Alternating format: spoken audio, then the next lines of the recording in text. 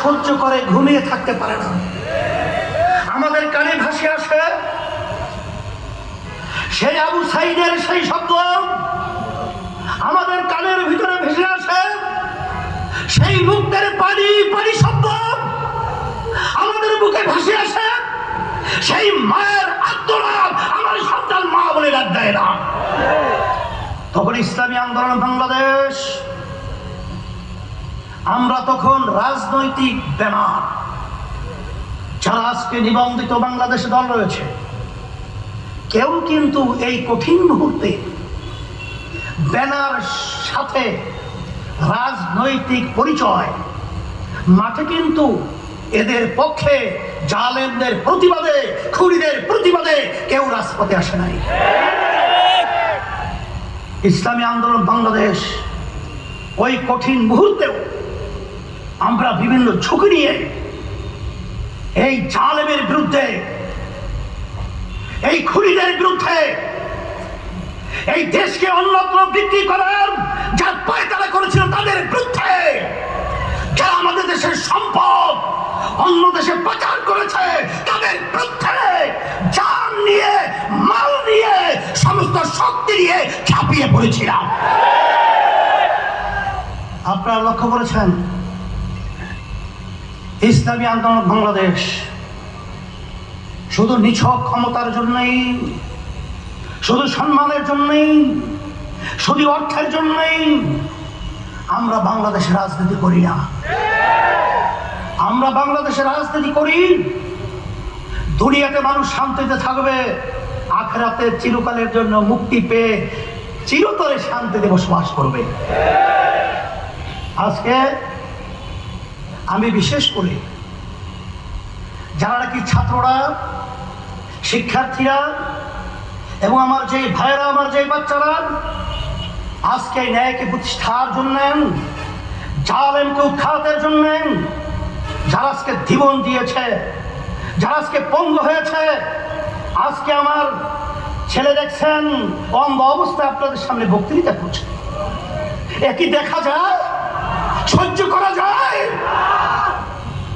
এর প্রতিবাদে যদি আজকে আমরা না থাকি, এমন একটা সময় দেখবেন স্পেন 750 বছর পর্যন্ত মুসলমানেরা রাজত্ব করেছিল, সেই স্পেনের মধ্যে একজন মুসলমান এখন পরিচয় দেওয়ার মতো নাই বললেই চলে। এই বাংলাদেশ আজানের শব্দে বাচ্চাদের ঘুম ভেঙে যায়, আজানের শব্দে মায়ের কোলে বাচ্চারা ধরে যায়।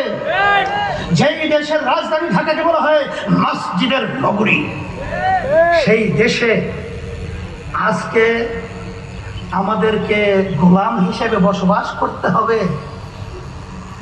শিয়ালের মতো 1000 বছর বেঁচে থেকে লাভ নাই, সিংহের মতো গর্জন দিয়ে এক মুহূর্তের জন্য বেঁচে থাকার ইতিহাস হয়ে থাকবে ইসলামী আন্দোলন বাংলাদেশ। নির্ভয় নির্দ্বিধায় আমরা অন্যায়ের প্রতিবাদে, ন্যায়ের পক্ষে আলহামদুলিল্লাহ আমরা ছিলাম, আছি, থাকবো ইনশাআল্লাহ।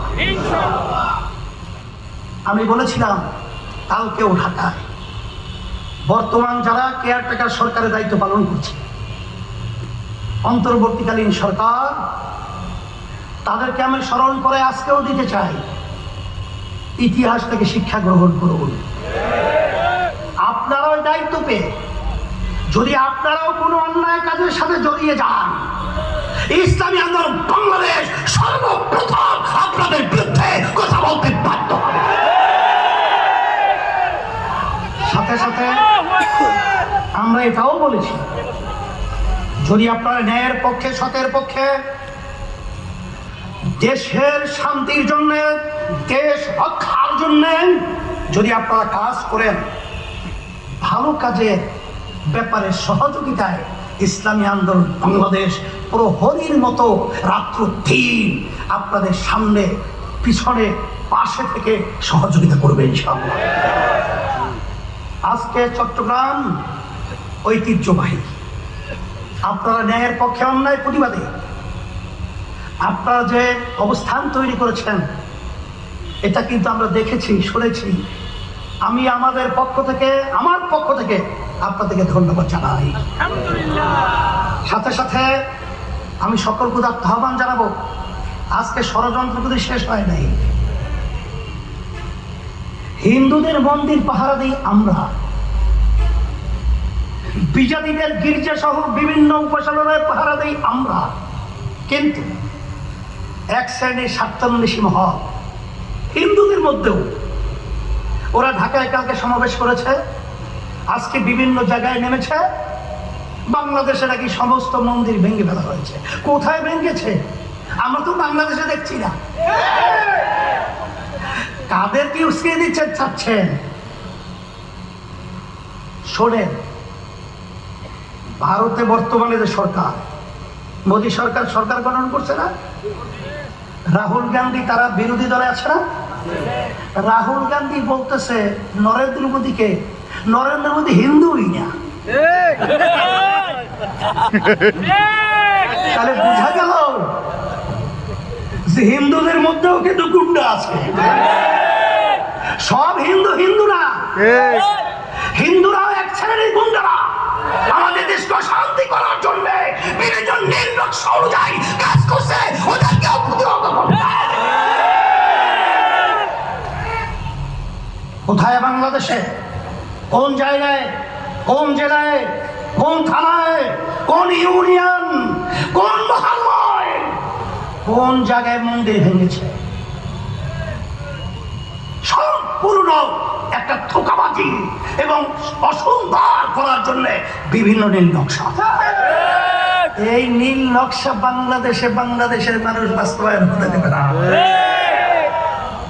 তোমরা ঘুমিয়ে রুটি পিঠা হাঁসের গোশত খেতে পারো, বাস্তবে হবে না ইনশাআল্লাহ।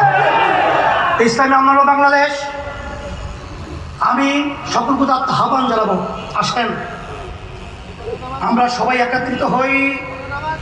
ইসলাম যে একমাত্র শান্তির গ্রান্টি, তার বাস্তবতা আমি আগে প্রথম বলেছি।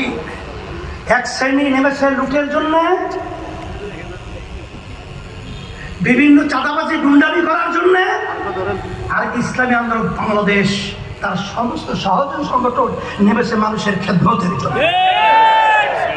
তাই শান্তি আখেরাতে মুক্তির লক্ষ্যে ইসলামী আন্দোলন বাংলাদেশ, আমি এই পতাকা তলে সকল ঐক্যবদ্ধ হওয়ার আহ্বান রেখে, ইসলামই হলো একমাত্র দুনিয়াতে শান্তি আখেরাতে মুক্তির পথ, বিকল্প নাই, পায় নাই, কোনদিন পাবে না।